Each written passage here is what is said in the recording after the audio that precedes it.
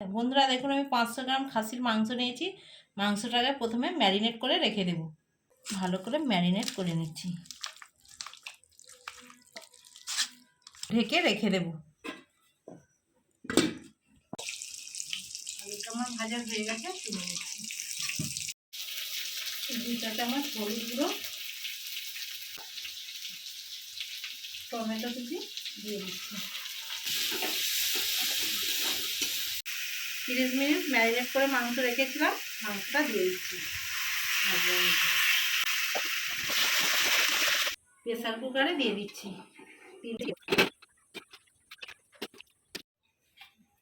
Pressure কুকারটাকে বন্ধ করে দিচ্ছি। 3টে সিটি দিয়ে দেব। মাংসটা একটা গামলার মধ্যে ঢেলে নিচ্ছি।